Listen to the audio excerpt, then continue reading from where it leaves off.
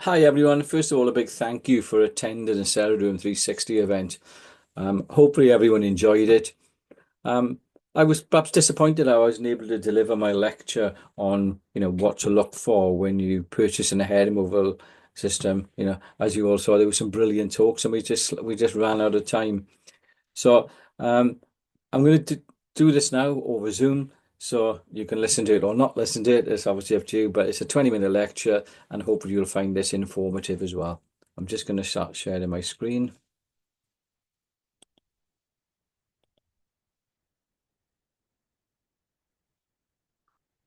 Then if I start playing, okay. So this is the lecture I was going to give to you, but as I said, we ran out of time. So choosing the best hair removal device and the key factors for success. So I'm going to look at understanding your marketplace and the client demographic. That's important. Who the company behind the product is important. How do you choose the right equipment? And then what else can the technology offer? These are all important things that you should be looking at. The first thing is the marketplace itself. Without question, hair removal is one of the biggest marketplaces. It's always number one. If you look at the last 10 years, it's been number one. We know it's a huge marketplace. Laser hair removal now has become routine in most people's lives. So lots of people look for laser hair removal as the solution for hair growth. The problem in the marketplace is that it's become almost like very price competitive. So with price competitive, then when you get something that becomes so price competitive, it's really hard then to look at trying to make a profit becomes more difficult. And we all do these treatments to make profit. So we need to consider the things that are important. And in this lecture, I'm going to have a look at some of these things.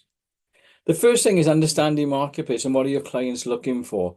If you're in an area where predominantly you only treat skin types 1 to 3, then you can focus and look for a device that for skin types 1 to 3. But most areas in the UK certainly are multicultural now.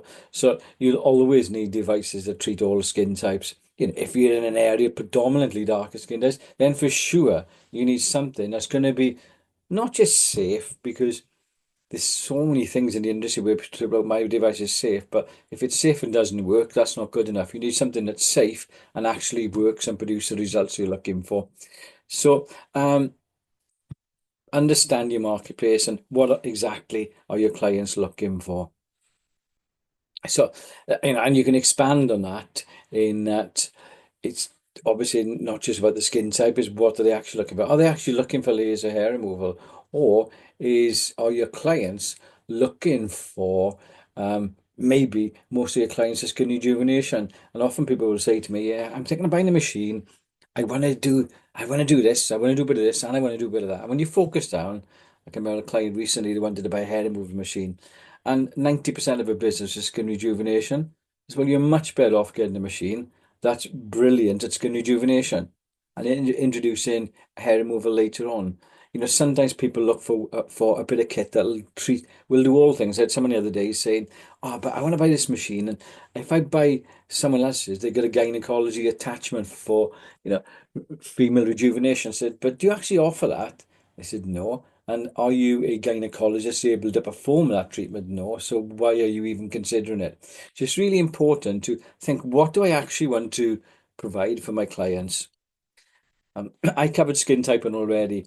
I covered that already. I jumped ahead to make sure that you have something suitable for your specific skin types that you want to offer. And if you're treating all skin types, you need something that can treat all skin types. And then who are the company behind the product? Where's it manufactured? There's so many people in this industry, and I see them will say, particularly when I'm and in the old days when I used to attend some of the beauty shows, and people would say to me, "Hey, yeah, my machine's manufactured in Germany or the UK." And when I look at it, I know it's not.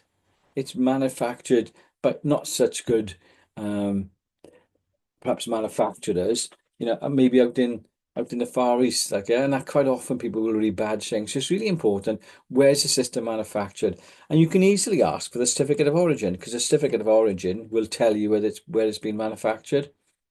More importantly, how long has it been in the marketplace? Is it established? Is this something that's brand new that you're going to have to be one of the first to try out?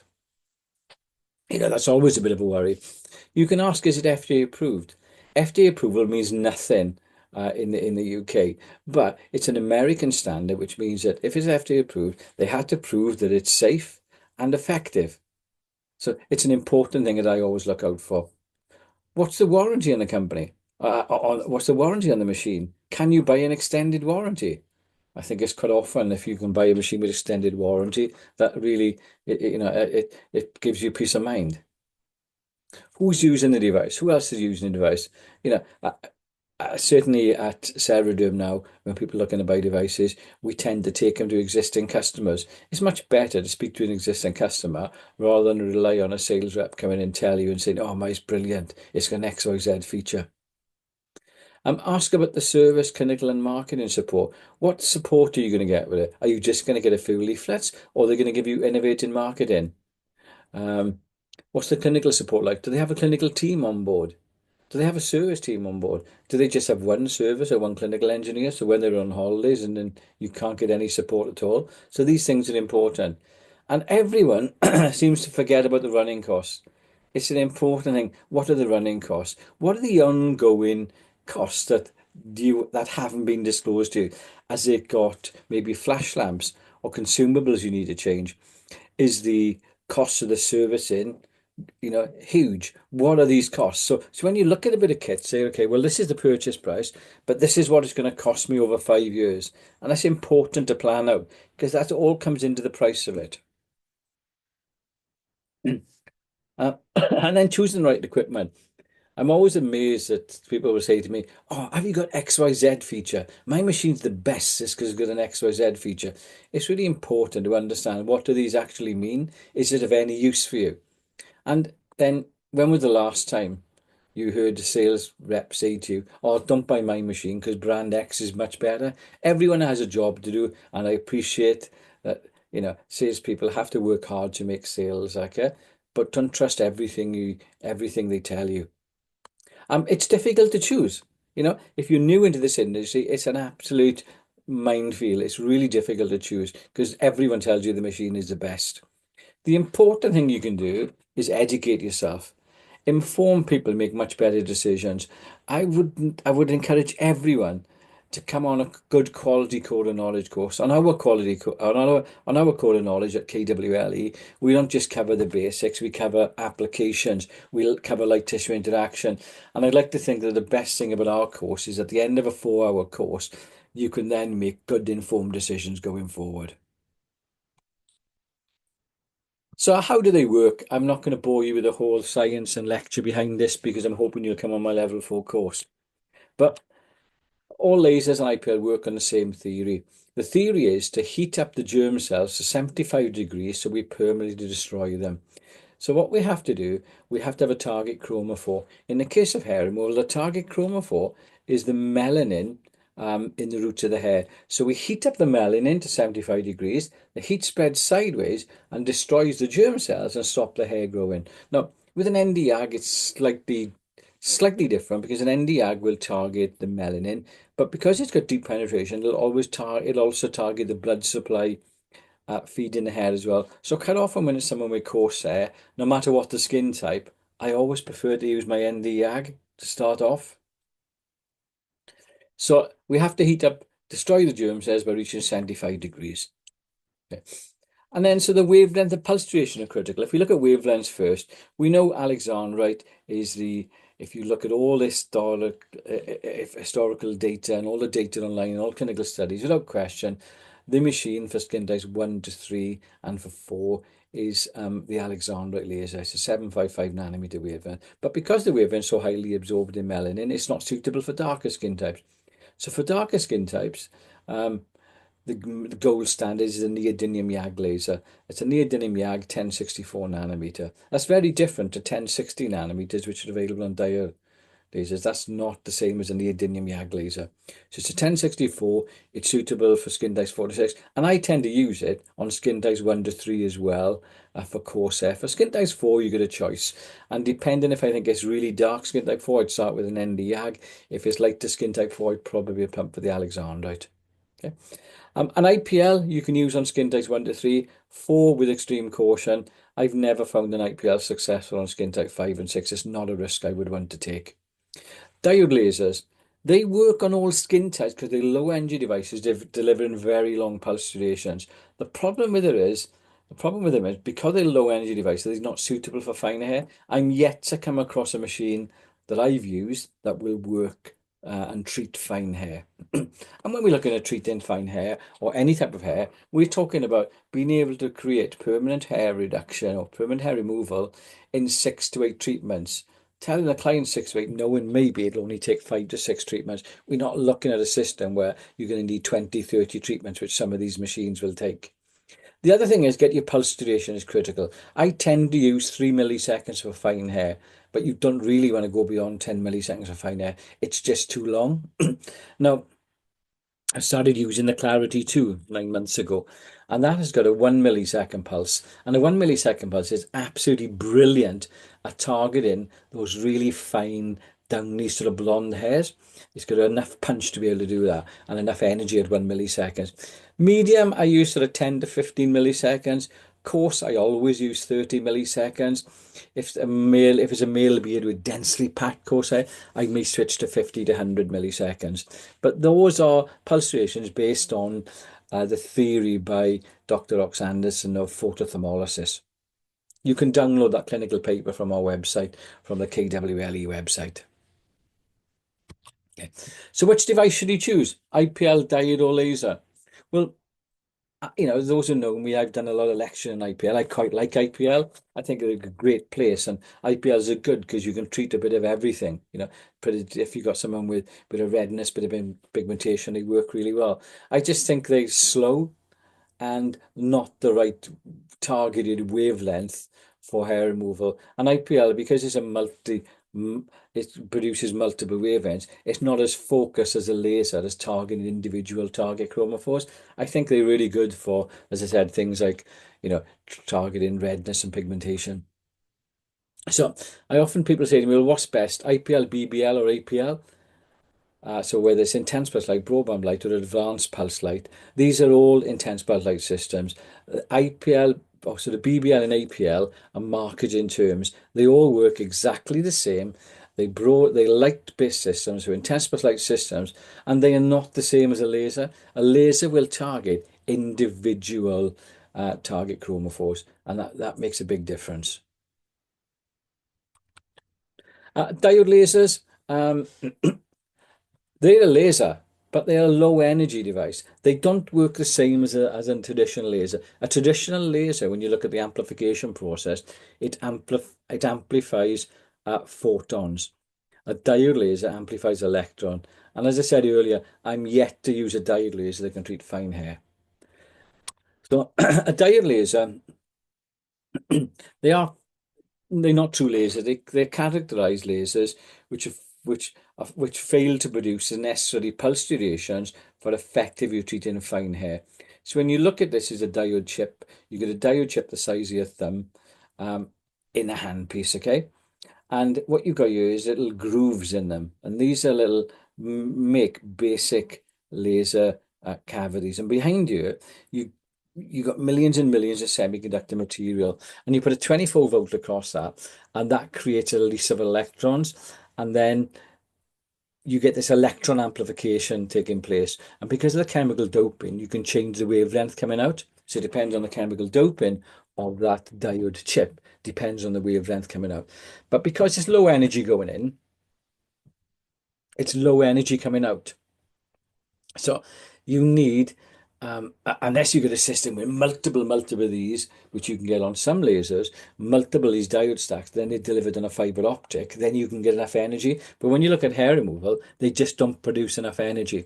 So to get enough energy, you need very long pulse durations. So if I'm treating, say, a coarse hair on a type 5 or 6 skin, I'd use a neodymium YAG because it's the correct wavelength, and you'd use a 30 millisecond pulse.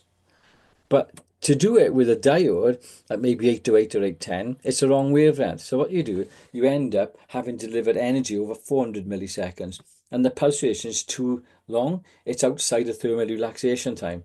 And then when you come to do a fine hair, even on a lighter skin, you need a 3 millisecond pulse, 10 at the extreme. And you can't get enough energy until you're at 20 or 30 milliseconds. So it's not going to work. there's a whole calculation, and I won't bore you with it, that you can work out, and I can take the world's leading diode laser and show through physics that to get enough energy at 20 joules per centimeter squared, you need an 18 millisecond pulse. It's too long. Um, and then I just wanted to break the myth on triple wavelength systems. So some people say, I got it brilliant. It's got three lasers in one. Well, what you've actually got is a 755, 828 and 1060 chip. And what the handpiece will have is three different chips. And the three different chips produce three different wavelengths. So seeing when we need 20 joules per centimeter squared, let's call it 21 joules per centimeter squared to create permanent hair removal, then you'd have 7 joules in each. So why would you take a laser and make it work like an IPL by having three different wavelengths? Because your 755 and 828 will work very similar, but your 1060 works different. So now what you've done, you've taken a laser and made it completely inefficient. I'm not going to talk about it in this lecture, but those who know me, I'm not a fan of this super hair removal where you build the heat up coming back and forth. I think they missold.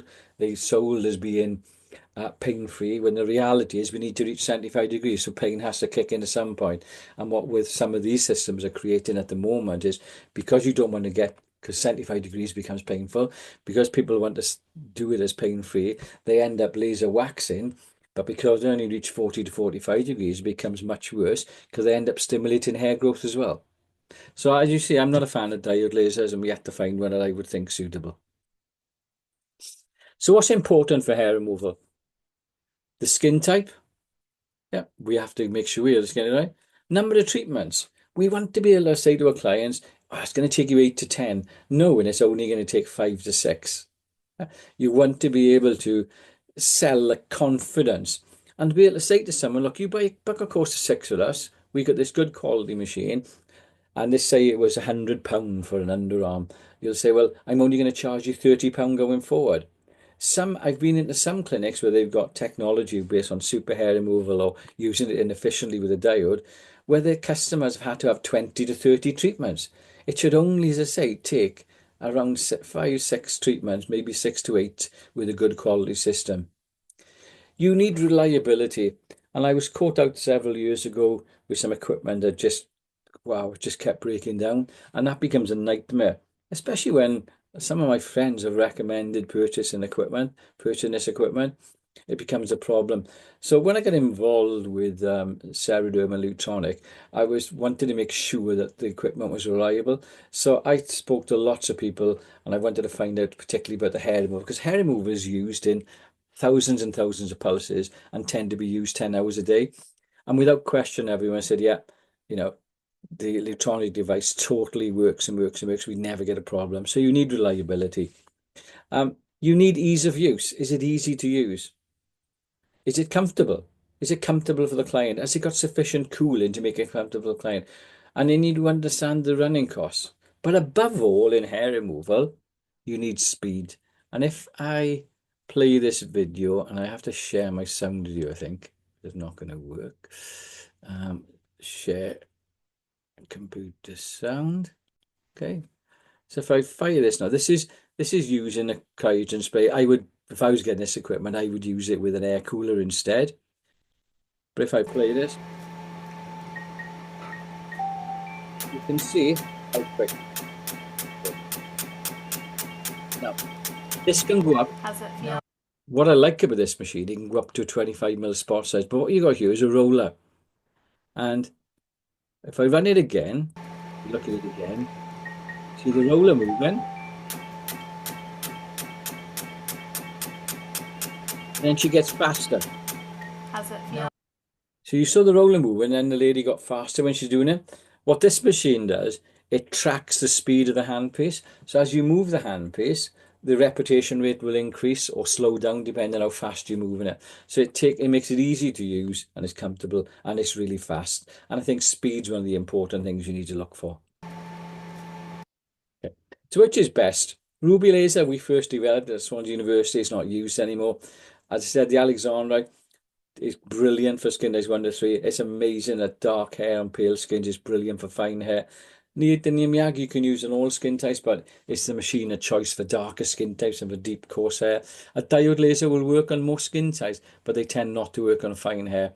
An IPL is mostly suited for lighter skins, but also good for fine hair. You'll always need a combination. I have used an IPL with a diode in the past. My machine of choice would nowadays would always be an Alexandra combined with an Nd:YAG. I'm so the other thing then to say is, okay, well, you've made this decision. Well, what else can it offer? It's offering me good quality hair removal. What else can the system do? And one of the things I love about the Clarity 2 is not only one of the fastest hair removal machines on the marketplace, because you can do full legs in under 15 minutes. I think it theoretically takes under 10 minutes, but about 15 minutes would be an appointment time. It takes about 6 to 8 treatments for permanent hair reduction. You can treat all skin types with excellent results. So it's got a 1 millisecond pulse that you can use on really fine hair. It's got a half a millisecond pulse where you can get incredible results on pigmentation. So it's not only a fast hair removal system. If you follow me on Instagram, you'll see some videos I've posted with this machine, or some big leg veins being treated, some superficial veins being treated. So it's a brilliant vascular machine. It can also be used for pigmentation, and it's also got a mode for skin rejuvenation where you're doing rapid microsecond pulsing to trick the body into thinking it's been injured. So for me, it's a workhorse and it ticks a lot of boxes. Um, I can show you any amount of hair removal photographs, but this is a difficult vascular condition to treat. This is before and after one session with the 1064. This is some nasal veins being treated with the Clarity. These are some leg veins being treated. And I said, go on if you go on follow me on Instagram, and you'll see I've set up a YouTube channel now, which is a couple of videos on the YouTube channel treating leg veins and facial veins. This is someone with pigmentation, and you can see here, this was using, a 0.35 millisecond pulse. So that's a really short pulse, okay? And you can see really good results on pigmentation. This is someone who had skin tightening using the 300 microsecond pulse. So as you can see, skin tightening really good. Okay. So, and then it comes down to people will always say to me, yeah, but an Alexander Nd:YAG is so much more expensive. I can buy products X is £20,000 cheaper. And this happened a few weeks ago with one of the sales rep and asked me to speak to one of the people. But I said, what's the ROI comparison? That's the most important thing is return on investment. It's not about how much something's going to cost. It's the return on investment important. So how fast can you treat? You know, it impacts the hourly revenue. If you're in a city treating volume where prices are competitive, your hourly revenue becomes important. So if I've got a machine that'll take an hour to treat legs and I'm only charging £100, I can make £100 an hour. But if I've got a machine that does it in 15 minutes, I can make £400 an hour. What else can you treat? Is it reliable? Is it going to run 10 hours a day and not break down? If it does break down, how quickly can the company repair it?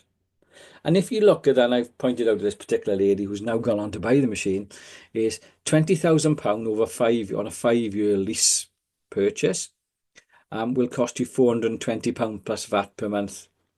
Okay, so 20,000 extra is going to cost you £420. But if Granway, if a hair was 5 times faster, can use all skin types and be used for other applications, then £420 is insignificant. It's your return on investment is important. So I may have a machine which is £420 a month cheaper, but if I can only make an ROI of £10,000, whereas the other product, £420 more expensive, I can probably make 50,000 a month. So it's the ROI that's important, not the price of the machine. Good quality systems tend to cost more. Leasing is a monthly rental. It is completely tax deductible. So if it's £1,800, £1,400, £1,800, all that's completely tax deductible. So when time you take your tax off it, it's not that bad, the payment. So think about the ROI and not the price of the machine. I think that covers the lecture, and I'll be interested to see if I did do this in 20 minutes. But thank you all for listening. I look forward to seeing you next time. We're already planning next year's event and hopefully see you at next year's event. Look out for some other podcasts I'll be putting out shortly, and hopefully we'll see you all again. And thank you very much for attending. See you all again soon. Bye.